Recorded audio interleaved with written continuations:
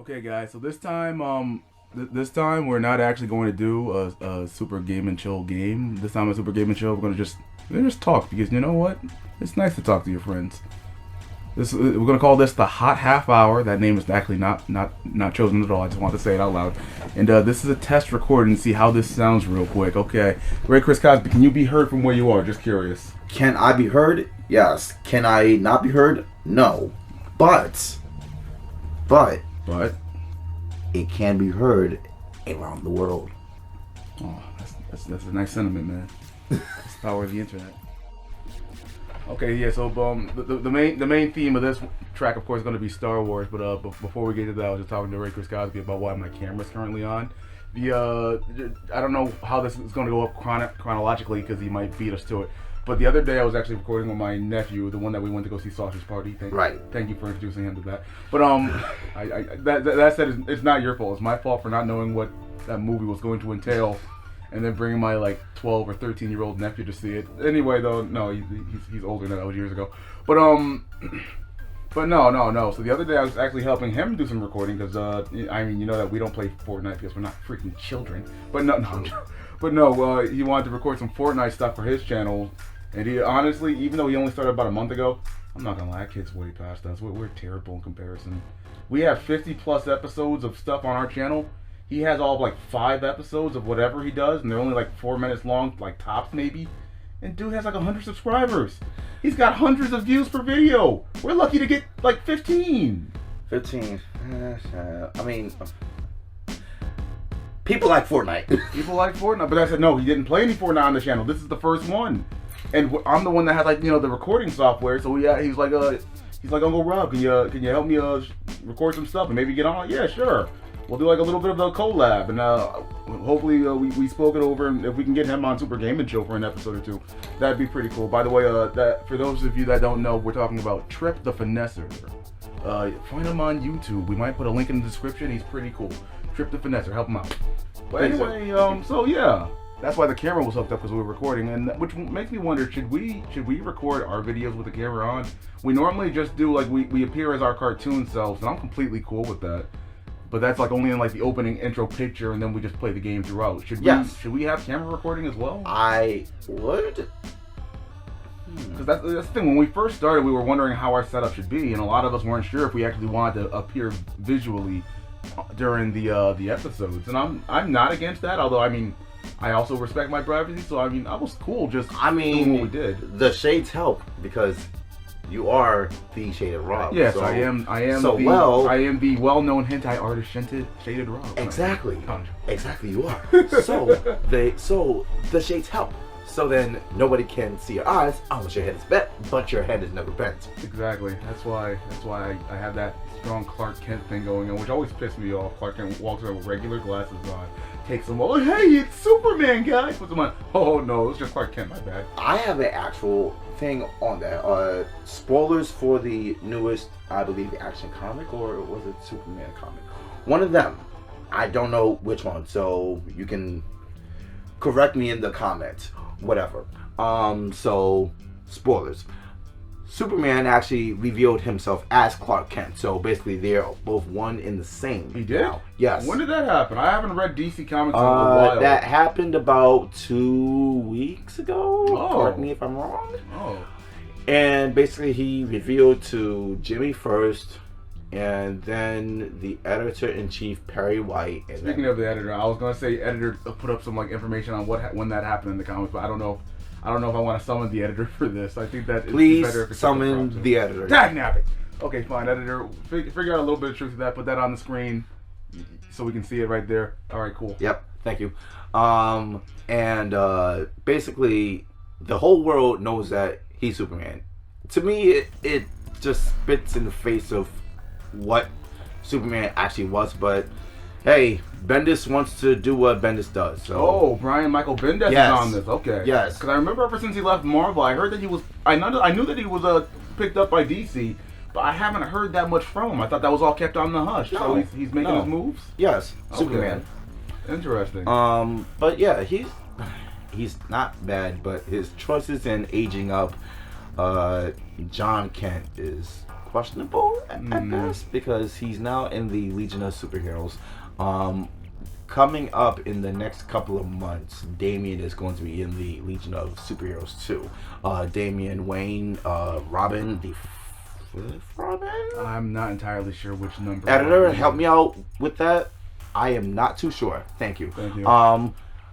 But yeah, Damian's going to be in the Legion of Superheroes for a little bit. But that's our little DC sidetrack. So back to Rob. We're doing a great job with this Star Wars conversation, by the way. So anyway, yeah, speaking of, finally getting back to Star Wars, we both saw the latest movie the other day, not together, ironically, but no, we saw Star Wars, and Ray Chris Cosby calls me up in like the middle of the night as he normally does, and he's like, okay, Rob, there's something that I need to talk about.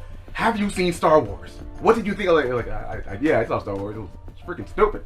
But anyway, yeah, that's the setting here. Yeah, basically. But no, yeah. So Star Wars.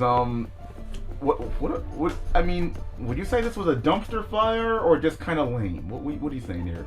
Our view is clearly negative, and I don't know how everybody feels about that, but I think that a lot of people aren't happy. Divisive. Divisive. It's absolutely divisive, because the thing is, people may like it, people may love it, people may hate it, people may not care in the middle about it, but at the same time, everybody's view of it is subjective. My view of it when I saw it on Friday was that it was complete and utter gutter trash. No, that's gutter trash. Yeah, I went with one of my buddies and that guy. You guys remember that guy from the Cool Patrol recording? When we went to go watch it, afterwards we were like heavily mixed, to the point that we were all arguing, and I think that we were all arguing for the same thing, but the movie has just divided and conquered us so much that none of us could possibly be on the same side. Exactly. Even if we had mostly the same viewpoints. But you know, enough vagueness. Let's take it from the top. So where on earth did this movie begin again? I kind of forgot. What's the first thing that happened? So the first thing that really happened was Kylo just going through an action sequence, just sitting there. Oh, spoilers. That's right. They had those crazy transitions where each scene only lasts all like a quarter second. Yes. And it's like, jump. Okay, Kylo found a star map from freaking Knights of the Old Republic. Jump. Okay, that was silly. I remember that. Okay, yeah. Yeah. Basically, Kylo's spoilers, by the way, for anybody who has not seen the movie. That said, don't click on the Star Wars rant if you're not ready to hear a Star Wars rant. Thank you. But yeah, Kylo was sitting there jumping from each scene, just basically lasering, sword dashing, wave dashing every single person in like this forest environment, just like slashing them down. Yeah, that's right. It was like a brief war scene. Yeah. Yes. In order to get this triangle, this pyramid thing that leads into the Triforce. Finally. That leads into Palpatine. Now, mind you, we are not the best reviewers, but we're not reviewers. We're angry a-holes. That too. But we're just telling you just a raw, not featured. Editor, make a note that we need to make a board game called Angry A-holes. Yes, that. Drink for every time that we say a-holes. Yeah. But this is our unfiltered opinions of it, not sponsored by anything. But anyway, I wish. Like I said, so he sits there and gets the pyramid Triforce, whatever the thing's called, and Palpatine, of all people, says, come to me, or something to that effect. And Kylo is going straight over and going to see Palpatine with the little roadmap thing. Mm-hmm. And you see him saying like, "Oh, the Sith must be revived. You have to kill Rey." Blah blah blah blah. And then I'm not gonna lie, you kind of killed that voice right there. I'm like, awesome. I just look at him like, what? So he's like, something. The Sith has to be revived. I'm like, if you do a good job, I will give you a power cell from Jack and Dexter. It's like, dude, here. I know you don't know me, but hey, I'm Palpatine, guys, and Kylo, I just want you to do this little thing for me, and I'll give you power. It'll be cool. Yeah, but at the same time, why is it that Palpatine is a driving force in the movie? It doesn't make any damn sense, because he's been killed in the 6th movie. He's been killed in the 6th movie. The Palpatine drop feels kind of out of nowhere. And I feel bad, because I know that, like, if this was impromptu, so, I mean, we could have had that guy on the show today, probably, but, like, we did this quick, so we didn't really summon a guest. And that said, I mean, he knows the lore and canon from not just the movies, but the books very well. Have you read any of the books, or are you keeping up with the current comics? A little bit, but I know enough to get by. Okay, because as far as Star Wars comics, I only have the Lando run, because I don't know, I'm pro-black or something. Because he is pro-Lando, that's why. I do like Lando, he's a fun character, though. Yes. Lando's character is not, like, I think he was one of the other, probably 3 characters that wasn't killed in the damn movie, because it does. I'm surprised they did, because they wanted to kill everyone. I'll put it this way, I'm surprised Chewie made it. Yeah. You know, it's because the fans would have freaking, like, revolted if Chewie had died. So, that reminds me, I gotta tell everybody about, okay, so jump forward a little bit, to the part where Rey and Kylo are having their epic Force tug of war on Funny ship. Now, they're pulling the ship back and forth, and Kylo's like, "You're not gonna outpull me." Or he's like, "Yes, I am." He's like, "No, you're not." No, and then she freaking pulls too daggone hard. She electrocutes the ship. When that happened, I burst out laughing in the theater. I think I told you the other night, but no, I burst out with laughter, and everybody else in the theater was like, I was like, "Oh God, I'm sorry. I didn't mean to laugh at that part of the Wookiee dying, because that wasn't what I was laughing at. Trust me, I like Chewie just as much as everybody else." But no, what got me though was Kylo's face. I don't know if we can get any clips of that, because the movie's not out yet, and it would probably the movie is already out, but it's not out on like DVD or something. Yeah, like because we'll get our channel strike down if we show a picture of Kylo's like. You know, but it's only gonna be like 2 seconds. I mean, I can easily we can easily like find that exact clip somewhere. But no, it's the face he makes freaking like kills me when he's like, "Whoa, crap! Whoa, you weren't supposed to do that. I wasn't even gonna do that." Ray, what did you do? Did he just? I mean, my theater in the Bronx sat there, and yes, I'm from New York. They didn't really say anything. They were like, "Huh? Why does she have Force lightning? What is this? I wouldn't question it. What shit is this?" I wouldn't question it. Ray seems like a very Force lightning type character.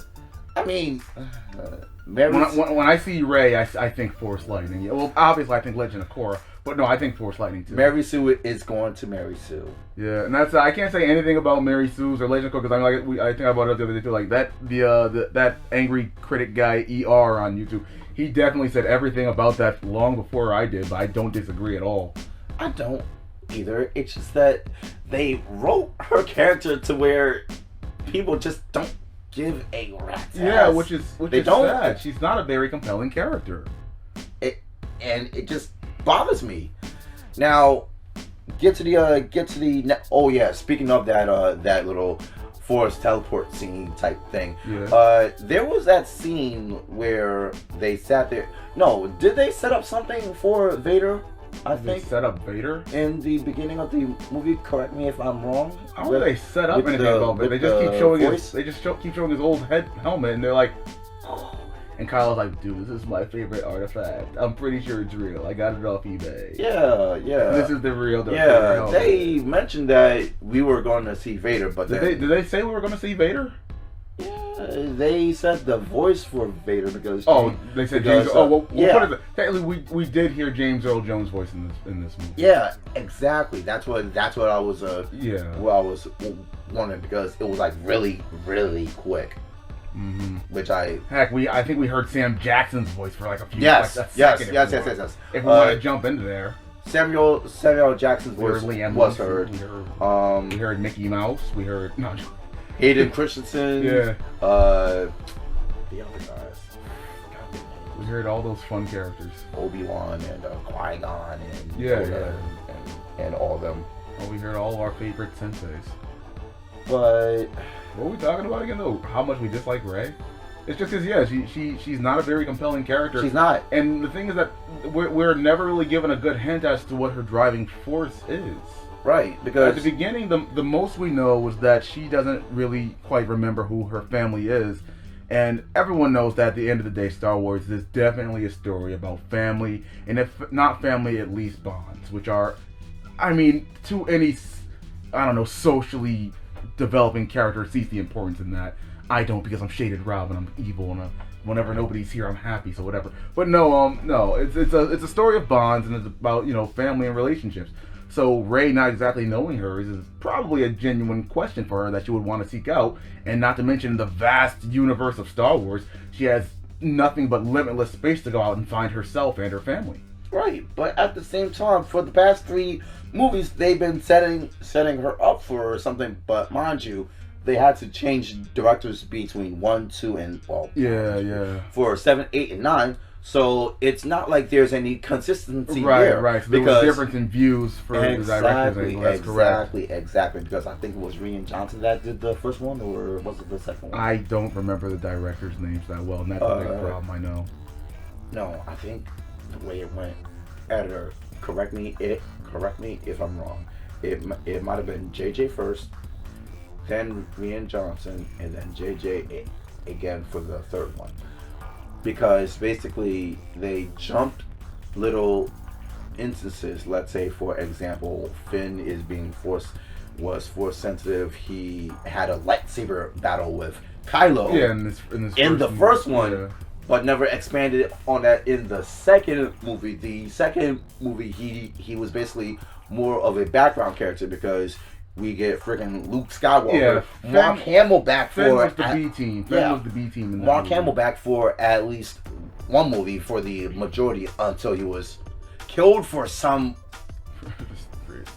stupid reason. He does like a Matrix dodge, and then he says, "Okay, I wasn't really here. I'm sorry." But whatever.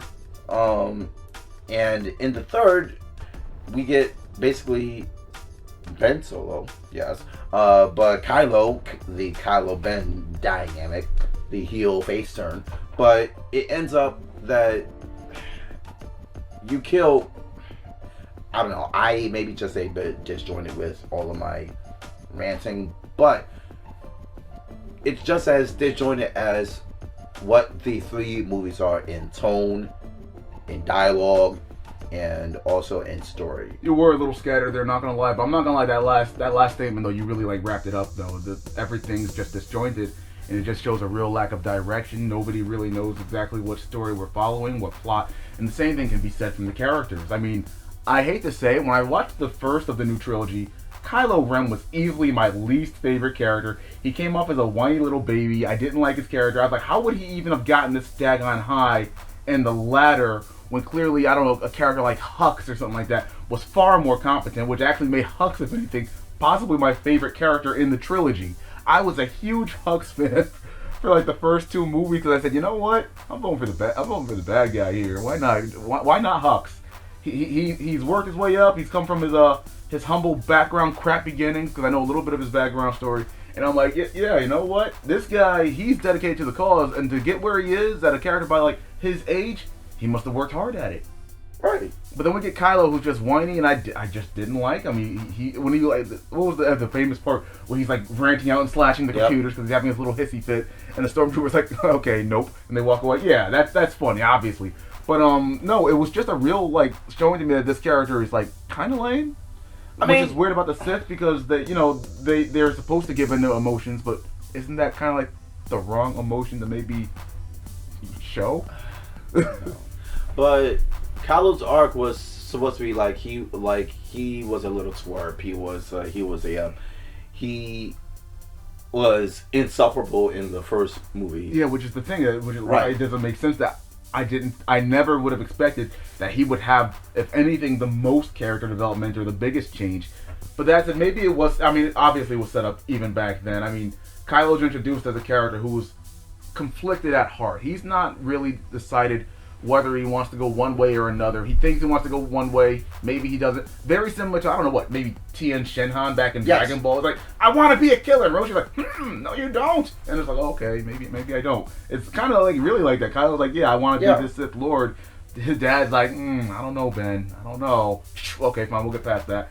Then later on is like, Uncle Luke. Yeah, you know, I kind of did you wrong. I'm not gonna lie, but I think even you don't want to be where you are. Man, F you. You don't know, man. Yeah. You don't know what you did to me. And then here we are at this next movie. You know what? All the adults I know have kind of failed me, not going to lie. hey Ray, there aren't many people who are as powerful as you and me around. If we like join up, we can honestly forget the Jedi, forget the Sith. We can do what we want. We can be the real force in the galaxy. And Ray's like, bleh. Yeah. And then before he ever gets any like real like chance to move forward or back on his terms, because ever since he reached that part at the end of the second movie where he's like, come on, Ray, just join me, because honestly, everything else is lost. What does he really do after that? Kind of nothing. Nothing. Yeah. And even throughout most of this, before he has this dramatic change in this movie, we see him like maybe 2 or 3 times, and each time he's just talking to Ray. Yeah. He's like, Ray, come on, we can be better than everything that's around us. Right. Until his change, and I'm like, does that warrant a good change or not quite? I mean, so. it's like the straw that's stroking the camel's sack here, or for you normies, the straw that breaks the camel's back. Is when, I don't know, his mother dies, and then that force sensitive moment, he's like, oh dad, but I just lost my mom. That's pretty sad.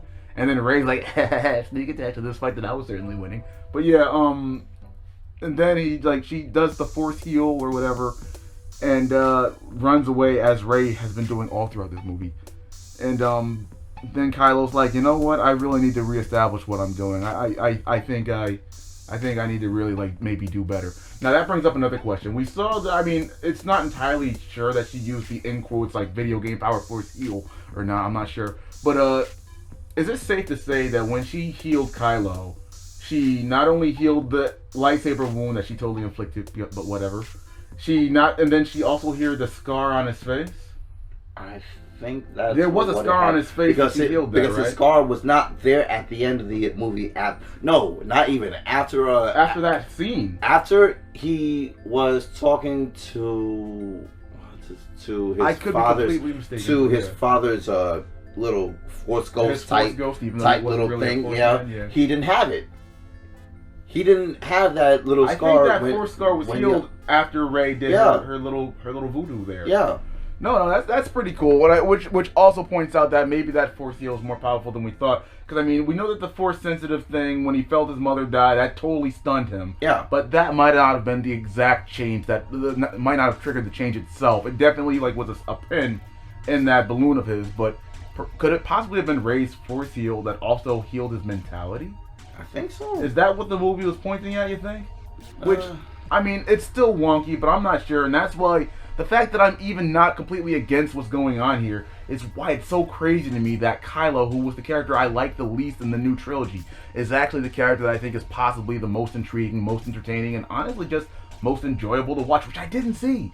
Because, I mean, I was hanging out with that guy when I watched all 3 movies with him, and he's always like, oh, you know whose fight scenes I love most? Kylo. They say Kylo's fight scenes have this weight, they feel very real and heavy to me. And I'm like, I don't know. Kylo's fight scenes, I didn't dislike them. I don't like any of the graphics, really, in the in the new movie. I mean, they all look good. I felt the same way even back when the prequel Star Wars 3 came. I said, man, this movie looks fantastic. I enjoyed them visually. Right. But, I wasn't exactly wowed by Kylo, but I felt that his character is honestly just not too bad in the last movie. Yeah, his last fight scene with Palpatine's with the Knights of Ren.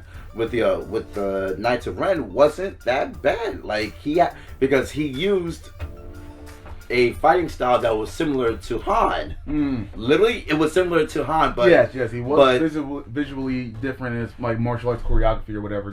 So he was force pushing somebody into somebody else, pulling him back, slashing him out. I'm like, wait, what? Wait. I'm not gonna lie. Where was this guy at? During that scene, I actually when he ran in there with a blaster, believe it or not, every time I play Star Wars Knights of the Old Republic, I only used a lightsaber during my first playthrough. I played the game maybe 4 or 5 times, both of them possibly. And I always use either a blaster pistol or my favorite, the heavy repeating blaster. When Kylo walks in there as a force user with a blaster, I was really hoping to see him put this to work. Yes, finally, a dude with a blaster about to go ham. What was that, Star Wars, Last Rogue or whatever? Yes. That guy. No, I love the blasters of Star Wars. I actually like them a lot better. And I said, I want to see him go ham with force powers on a blaster. But then he gets one hit in there, and then they kind of slap him up a bit. No. There's one thing that I probably wanted him to do, since they're all force sensitive. Why don't you sit there and actually take the Force. Force lift, and then kind of maybe did the target practice. Exactly. Yes, like, that would be sick. I would have loved to have seen that. Yes. Not to mention, like bring him to him, pop him, bring the next rope in, pop them both. Dude, serious, you can start lining these people up and like save on it shots here, but whatever. I thought that would have been really cool because I mean, sure, at heart Ben is definitely a Skywalker, but he's also a Solo. Yes. Maybe seeing him trigger channel a bit of his father's mojo and just be like a sick shot with a force, but be a force sensitive blaster. I'm getting too excited, so I stuttered. That would have been really cool to see. Right. But he kind of gets handled after like getting like one good push in, and then it's cool to see him get the lightsaber. I'm not gonna deny that, but I just thought that seeing him go sick with a blaster would have been a lot more entertaining. I would have loved to have seen him go ham with a blaster in the Force. Yeah. And then at the last moment, once he goes to see Palpatine, if it gets blasted up because Rey has to do whatever she does, I guess I would have accepted that. But I would have loved to have seen more blaster play during that fight with the 4 Knights of Havoc or whoever they are. I don't know. Knights of Ren, but yeah. The Knights of Ren. Yeah, that reminds me. Speaking of Knights of Ren, I heard that one of them was like named after Raven. I think so. Okay, and yeah, I was talking to that guy the other day, and he was like, "You know what this means, right? That means that they're finally making Raven canon." And I'm like, "Oh, that's cool." I guess. Yeah. I love theorying and stuff like that as much as the next guy, but I'm cool with that. I don't mind a good reference, and I'm glad it wasn't too heavy-handed. Yeah, but we're being a bit disjointed in our side by side. Yeah, we're jumping around a lot, reviews. and that's not helpful at all. I mean, it's not helpful, but at the same time, I think we're just angry, excited, happy about certain little things that it gets to. Well, there are many other things that like I said, this movie, I don't think it was a bad movie. As far as someone that was just viewing the movie, it was enjoyable. Yes. When I say it was bad, though, I just meant that there are so many awkward calls that make it kind of hard to simply call the movie good. Right, because it goes back to your concept of disjointed storytelling. Like, look at the second movie. We have a character like Rose, who's built up as, if anything, great. We got a new party member. Right. We have, I don't know, Poe, I guess he's a character now. I didn't feel it in the first one, but I guess come movie 2, he's definitely a party member. I come to accept him. Right. So you have Rey, Finn, Poe, and Rose. Now in this new movie, like, oh yeah, you guys thought that Rose is a character? Rose barely even shows up for 5 minutes. The first half of the movie, yeah, we don't see her until like the end, where Finn like, where she's helping during like the battle, and then at the end everybody goes back to like the base. And Finn's like, all right, I'm about to go give my Asian babe a hug. It's like, oh, she's hugging the Wookiee. Whoops. Jokes aside, that's definitely what happens. And I love that scene too. And I know I'm jumping in parts again, but no, that's I'll talk about that later. But no, it's just more disjointed storytelling. It goes back to characters like Hux, who through these movies is built up as like a new cool bad guy. And then what do? They really just say, oh yeah, I was the traitor that you guys heard about in the beginning of the movie. And I'm like, are you kidding? Are you kidding? Yeah. When they showed these guys at their big old table when Kylo's like, hey guys, I think there's like a traitor among us. I killed this dude because he definitely knew something, and here's his head or something, I don't know. But one of us is a traitor, and we need to find out who. I could probably force probe you all, but nah. I wait. Yeah. I mean, but they found out at the very end that it was Hux. But yeah, in the middle of the movie, they kind of find out it's Hux. And that pisses me off, though, because I wanted to see Hux be like this next big guy. And when they find him, they say, oh yeah, he shoots him real quick. Tell Kylo I found the traitor. I was like, oh, well, is he dead? Are they going to interrogate him? Is he going to get a scene later? Nope, just shot. We don't see him anymore at all. And I'm like, great. I understand that he's the traitor, but it's because he wants to see Kylo, because he honestly hates Kylo, which is understandable. He's built up to not like Kylo. But there's no arc there. There's no story there. There's nothing, which is a waste of a character built up for the past 2 movies. And that's what goes back to our little review now. Even though our opinions are scene jumping is a little bit disjointed. Yeah, our opinion. It's disjointed because the movie is of disjointed. The movie. Dude, you just brought that full circle, man. That's some freaking synthesis right there. It just doesn't make any sense because I get that. Editor, show my mind exploding right now. Yes, that, please. Exploding. But yes, we're disjointed because the movie is disjointed. And I like coherent movies. It's not coherent. It's not. Rey, and I'll talk about our disjointedness now. Rey, at the very end of the movie, sits there and says, "I'm a Skywalker," when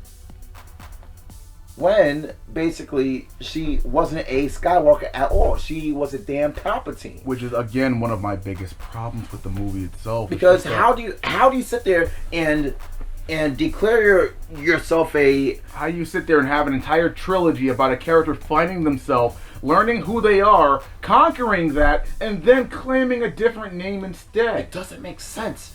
And then on top of that, you kill every single one of the Skywalker family from 7 to 9. You kill Han. Leia is unfortunately killed off because her actor Carrie Fisher died, but whatever. God rest her soul. Indeed. She died at like the second movie. Luke died at the end of the second movie. They had a great chance to kill her off in the second movie too. Yeah. When she was out in space, they could have just left it right there, but Yeah. okay. Yeah, and then after that, Ben dies at the very end of this one as a doggone swerve to everybody else because it doesn't make any sense because Ben had like what we had said before, Ben had a redeeming arc in these 3 movies. Yeah. Into a twerp. He was a twerp. He's more conflicted in the second one. The third one, he's conflicted until the halfway point, and then he says, "Oh wait, I'm seeing the light," and he goes over to the light side of the Force, to the right side of the Force, and then ends up, like you said, we're coming back to that point about Force healing. Yeah. Now, Force healing was explained half-heartedly in the movie, saying that, oh well, it costs you like whatever life force you have. Mm-hmm. Okay, fine. So you force heal Kyle to become Ben, heal him, heal his scar, blah blah blah. You give some of your life force to him. Fine. Whatever. That plot point is being revisited again with that snake. So you reduce some of your life force to heal the snake, to get past to get out of the tunnel, and then in the third instance, force healing by Ben to heal Rey, but then at the same time, he gives all of his life away. Which is which is why I came up with that rad theory. And dude, when I was in the theater, I thought about this. I said, you know what? It's established that Palpatine has a mean force like soul siphon. This dude's up in here like Shang Tsung. This dude's up in here saying your soul is mine, and he was on a mean one at the end of that movie. Yeah. He was about to drain this whole daggone planet, man. He was about to catch the infinite Tsukiyumi. I don't know, but no, he was doing a mean soul siphon. And dig this, what if soul siphon was maybe you know how force sensitive users tend to be hereditary? Maybe the knack for soul siphon is as well. What if instead of Kylo using force heal, which he may not even have known, what if Rey was using soul siphon and that's how she revived herself? You know what? I like that theory. I do too. I think it makes sense that because I mean, I'm not sure if Kylo knows how to bring anyone back. I doubt he has that ability. But Rey knows how to force heal, and if she knows how to give life and energy to others, it would also make sense that just like her grandpappy, she knows how to siphon and take it. I'm willing to assume that a near-death state Rey, or possibly even a dead Rey, who is so force powerful, is capable of reviving herself by lapping up the force from others. Exactly, but at the same time, Ben should not have known how to do that. Yes. Because his training was cut short. Yeah. Because Luke thought that, oh, he's evil. He said that he's going over to the dark side. I can't forgive him, blah, blah. And Luke basically turns his back on Ben, and then Ben turns into Kylo, and then Kylo kills the whole little... Yeah, and I doubt that old Snookatine, that's what I'm going to call him, I doubt that Snookatine taught Kylo anything about force healing or anything like that. No, so he should not have known. Palpatine, oh yeah, by the way, guys, I was Snook, says it in like a mean trial, like, no, you weren't, you liar. Like Snook was just a really big loser, apparently. Like I said, it just doesn't make any sense. This movie does not make any sense. This movie throws a lot of stuff our way. But no, I'm telling you, Rey mastered Soul Siphon. That's why when her grandfather was using the biggest force lightning you ever seen, why did he suddenly grow weaker? How did somebody who can cast lightning and zap multiple ships in the sky shoot it at one lightsaber, one force-sensitive user, and suddenly the beam is so small? Yeah. Suddenly he's not packing as much heat. Yeah. Suddenly he's low on voltage. I don't know what's going on here. But you know what was going on? The entire time that he was doing his best to zap his little granddaughter, she was using Soul Siphon on him, weakening his force lightning, so that she could easily come in there and do whatever she did. I kind of forgot. The movie wasn't that great. But yeah. One other plot point was that she found Anakin's lightsaber for some unknown Is that what reason. that was at the end? She found Anakin's lightsaber? Yeah. Okay. I don't know what was going on. Yeah. I don't know why. And then after that, Ben was using Anakin's lightsaber, which should have been. Oh yeah, that's right. She found it in a daggone crick hole, and then Luke tell her where it was. Yeah. Luke is so freaking funny in this movie. I mean, his face throughout the whole movie was like, I'm only doing this for the money. I'm just here for the money, guys. I'm sorry you had to see me like this, but just remember that you still like Star Wars.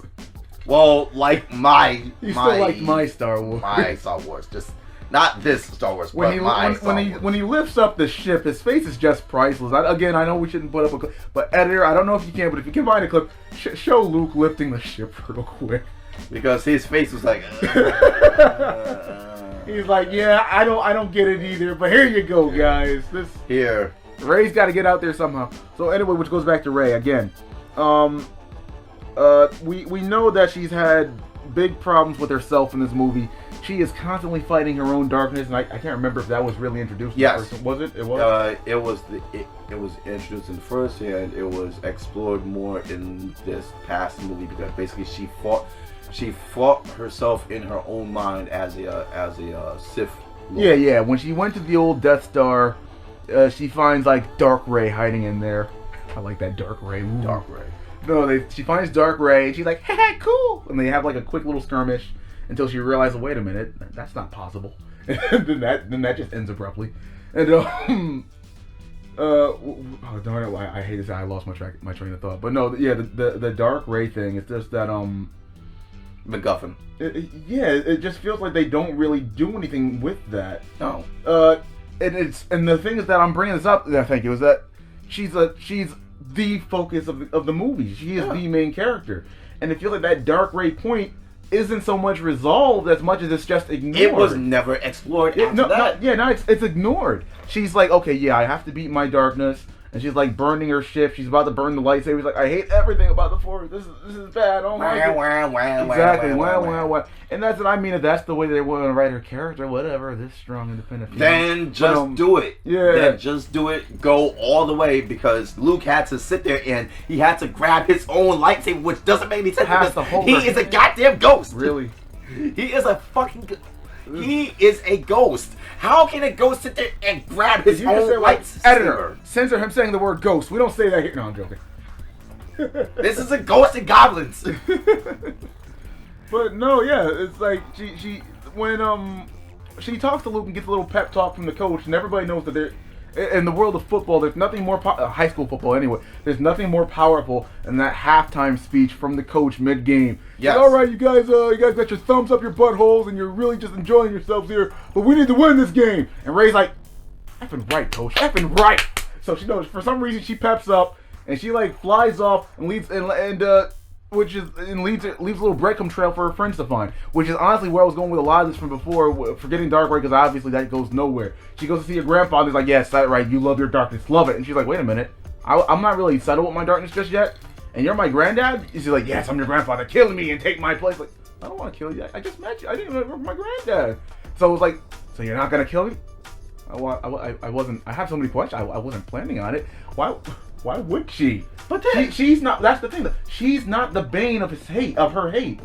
I mean, Rey has like anger in her heart, and she knows that. But for what it's worth, Palpatine isn't the reason. So for her to him to be expecting her to come back and fulfill this prophecy that he's made up for everyone. This fucking fake prophecy because the prophecy was propped up in the third movie, not it wasn't even set up. Well, it was probably a little bit set up in the first and second, but there wasn't enough to go for a whole full-blown thing saying, hey, you must fulfill my prophecy of becoming a Sith Lord, blah, blah, blah. You can't just drop Palpatine and say that. And I mean, everybody loves Palpatine. He's an attractive character to bring into this movie, obviously, for many obvious reasons. But the execution was just kind of sloppy. He has no real driving background other than this part now that the only thing that makes sense is that saying, oh yeah, Rey is a Palpatine. Her father or whatever is a Palpatine. No, yeah. Her father was a Palpatine, but her mother was somebody else. Yeah, her mother. Who cares who her mother is? Which reminds me. Throughout the entire first movie, I heard theory after theory from friends and YouTube alike saying who Rey is, and I'm not going to lie, I was so tired of it. I was truly hoping that Rey was a nobody. I wanted her to be nothing. I wanted her to come from nothing. Because you know what? I'm not against the ideal that a character who isn't of legacy can maybe become something great. I think that's a strong story point that series like Naruto often failed at doing because they just love legacy so much. But no, I was a big fan at the end of the second movie where Kyle was like, yeah, I know who your parents are. They're nobodies. They're losers. You're somebody. I was like, you know what? I was clapping in the theater. I was like, yes! Yes! Yeah! Let Rey be a nobody. I was eager for that. I was livid. I was an avid lover of that story. I might have even skeeted. But no, I was really excited to have Rey be a nobody and to have her just be a Palpatine. It was like, oh, well, now I'm not happy. But then I get it, and I'll bring you back to your point of having familial ties. Yeah, it's a story of family and bonds. Into being like family and accepting who you are, then being able to know where you came from to know where you're going afterwards. The thing is, and I'll bring it back to my point too. Why does she declare like she's a Palpatine, but at the same time she ends up becoming a Skywalker with no clear direction? Because basically they could have actually sat there and kept Adam Driver's Ben Solo. Like, they could have kept him living, but they didn't because Ben, if anyone, Ben is a freaking Skywalker. Because but whatever. He's the last living Skywalker, and then the thing says Rise of Skywalker. Why would you let Ren just be? No. That's the thing. No, please, no. It's the worst choice for. It's a awkward choice for a title. It's a bad choice for Rey's character, and it just doesn't make sense. Rey's finally found herself. Rey knows who she is. She knows that her parents abandoned her for the right reasons because they wanted her to survive. She knows that her father was, of anything, the biggest bad dude ever. She's a Palpatine, and if anything, even though it's not even sure if she's like 100% cool or not, she's for the most part defeated him. Yeah. She's gone against the grain. She stopped her grandfather. She turned her back on the Sith for the most part, and if anything, this was the greatest excuse for them to say she found herself and she's conquered, if not the light, if not the dark, she's conquered who she is. Yes. She can finally say, I'm a Palpatine. I'm Rey freaking Palpatine, one of the most powerful Force users you and anybody else will ever meet. Exactly. And I'm going to go on and live my life and be whoever I dang well please. Exactly. But instead of doing that, instead of Rey truly being who she is, instead of being this movie could have been Rise of Palpatine, and dag nabbit, if this movie was called Star Wars: The Rise of Palpatine, that would have completed everything the story needs. And you would not have had to kill every single fucking Skywalker in the family line. Did you just say family? Editors, freaking censor that. That's it. So you wouldn't have had to kill Ben Solo. Ben Solo would have actually lived. But like I said, directorial choices in the movie made it ultimately look stupid. It did. Rise of Palpatine would have been great. Because Ben Solo got one kiss.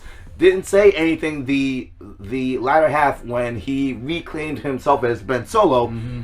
Mind you, he had awesome fight scenes. No, they were those four Lords of Rem or whatever, those guys were freaking losers. They were there from the beginning of the movie, walking in the shadows, not running because their armor's too heavy. I don't know. And every time they appear, they're like, oh, I guess we missed it. Let's keep moving. And the only time they actually make it to a fight is when they have to stop their once allied character of all characters. Whatever. Those guys are stupid. I just can't. I can't. Like, Rise of Palpatine would have just been such a perfect title, though. The whole movie, you just thought that Rise of Palpatine was talking about, you know, Emperor Palpatine, the Sith Lord, but no, it was actually talking about Rey. That would have been the Rise of Palpatine.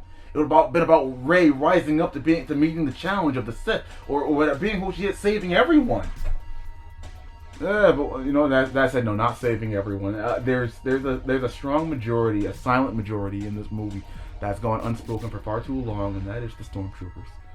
Throughout the years, we have constantly spoken about how they can't aim and how they're just cannon fodder for the most part. But can we please talk about how life is no laughing matter?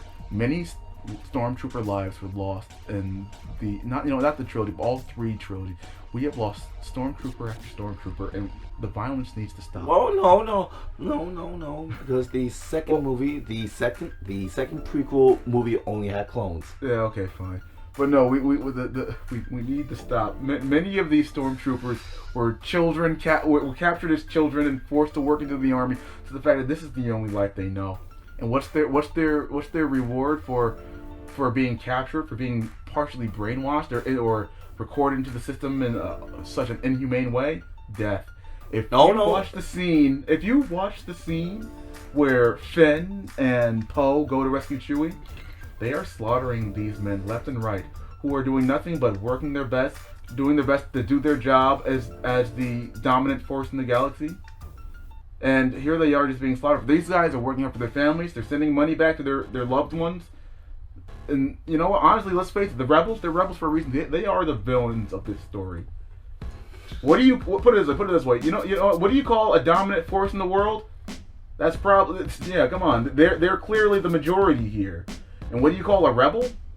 Those are those few that just aren't happy with the way things are, so they're going to uproot the galaxy however they can.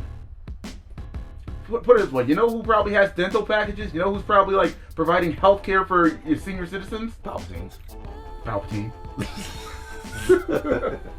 And you know who's out there putting his life on the line for the good of the galaxy, for the First Order and all this stuff? Palpatine, the Stormtroopers. You can put funny music and funny sound effects over it, but that Stormtrooper's jetpack death, where he crashed into the side of that mountain, that was grisly.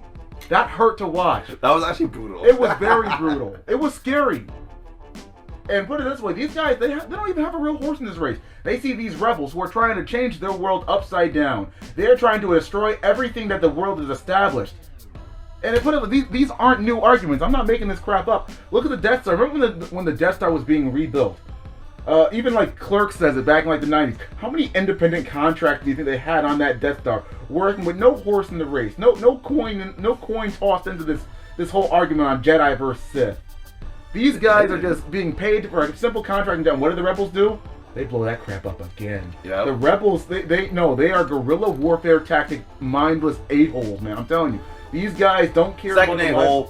Oh, jeez, I'm sorry. Okay, you guys gotta drink now. It could be brisk iced tea though. Nobody said it had to be alcohol.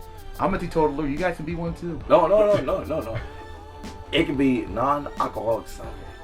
Non-alcoholic sake? Yes. I didn't know that was a thing. It's cool.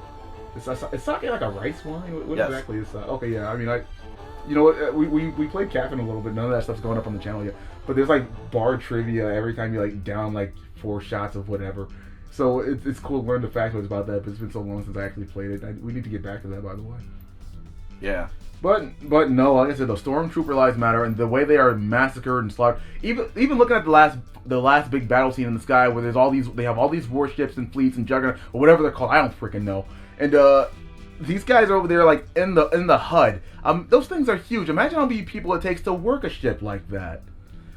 You only really see the people in the head command center under General whoever, but no, those are all workers who for the most part just simply like joined the army or the navy or something like that. And because they joined the dominant force in the world, who knew that was the bad thing to do, you know? Sure, some planets get destroyed, but for what it's worth, those planets are mostly filled with like spice traders and a bunch of seedy characters. And you want to know what? It's not that different than the real world. The underground typically runs the world from the shadows anyway. And I'm just saying, like, what if the main guy said, yeah, we're gonna join the United States Army. We're getting political here. We're gonna join the United States Army, and then some rebel comes in and says, yeah, you know what? I don't really like what America's up to, so I'm gonna make sure that every American in the army dies right now because I don't like what maybe some of those guys are up to. That's what this is. This is war and this is hell. This needs to stop. Stormtrooper lives matter. Okay, that's the end of that though. Anyway, that's our conclusion for Star Wars. It just. Wait, no, hold on. Before we conclude, I have one last thing to say. Is that outside of just family, I said that Star Wars is a story of family and bonds, right? Rey has gone on to ignore more than just her family by now, but also her friends. Yeah. Throughout this entire movie, Rey was just acknowledging herself. Korra. I can't help. She's done so many Avatar Korra-esque things. Even at the end, she has all the previous avatars going to her mind. Like, you are not alone. You are the new Avatar. Yeah, right. That's what that scene was, where you have Sam Jackson, you have Darth Vader. Like, yeah, you do what you do. You got this, girl. It's the part where you hear, oh, Rey stands tall with her mouth agape, as usual for these past 3 movies. And she says, and she uses her force power, and you hear the Avatar theme behind her. But no. Throughout this entire movie, Rey was been abandoning her friends at crucial, pivotal moments. Yeah. And it's honestly garbage. I'm like, Rey, you have a team. You have friends that want to help you. How many times can you count where Rey abandons her friends in this movie? Well, the director wanted to say, here's Rey. We're going to put her on a pedestal. And we're going to have her be this person. And fuck everybody else. She's that person, and then why even? That's why this shit is so damn conflicting, because her fucking character is such a piece of shit. Yes, but that's the thing. Why even have a team? How many times in the movie can you actually count where Rey abandons the squad when they're on that freaking sandy planet? I don't know what planet that was, where they meet Lando and whatnot. It's still okay, cool. We found the guy that Luke was following. We found his old ship. We can use this and get out of here. Rey's like, hold on, I want to go off on my own real quick. When they land on that planet, because I don't know, the Falcon is damaged or whatever they were flying at the moment. Right. And they meet those other stormtroopers who defected, like Finn or whatever. And Rey's like, yeah, okay, we need to get to the Death Star. All right, cool, we'll go tomorrow because those things are dangerous. I want to go first. Yes, and she said, yeah, you know what, F you guys, I'm not going to tell anyone, I'm just going to go off on my own. And I'm like, and then after her little fight with Kylo, Finn's saying like, yo, we're a team, I got your back. Rey, are you okay? And she just goes, ah! It's like, she just like yells at him in the nastiest freaking screech. One more time, I'm sorry, editor, if you can get that clip, please show Rey just screaming at Finn. I mean, Finn was kind of annoying there, so I probably would have yelled at him too, but the way she did it was so unbelievably stupid and unpleasant. But no. So they force jump over to the next platform, so that because I mean, no black people are allowed in this important plot. Come on. Not to mention black men having a second black character follow him. No thanks. That's too many darkies for this movie. I mean, to sit there, they had a stepbrothers moment in the middle of that exchange, like, oh wait, you're 9997? No, I'm 9992. Dude, brothers, when he hopped up there, I was like, dude, the way he had it so energetic, I was like, shut the front door, you too. It was such a little cutesy moment. I thought they were about to like make a new Best Buddies handshake or something like that, but whatever. But no, Rey like jump, that's the force jump and leads him, and then after she heals Kylo and Kylo stuns like, geez, what do I do now? Where do we go now? Where do we go? Finn's like over there saying, oh man, she's flying off. What the heck? And then she like leads this, like after she has her pep talk from Luke, she finally says, you know what? I've been abandoning my friends a little too much in this movie. Let me leave a little breadcrumb trail so they can follow me to their deaths. They follow her into the biggest daggone fleet we've ever seen ever. These guys are about to get killed. Thanks, Rey. Like I said, this girl is, that character is a piece of garbage. I can't. And that was Starboard, Fall of Palpatine. Yes. Yes. Let's call it that. All right, guys. We'll hit you on the next one. Yeah, and that's it. This isn't something that we normally do. Let us know in the comments, please. Somebody watch this. We're talking about Star Wars. Let us know in the comments if you actually like this kind of platform or not, and we'll consider doing more of it in the future. That said, this is Super Game and Chill. We'll come up with an actual title for whatever the heck this is later, and you guys take it easy. I feel bad. Do you want the last word? No, that's fine. Okay. You already kind of Go. and I stole it. Now Go I feel ahead. bad. Okay, cool. Editor, cut this.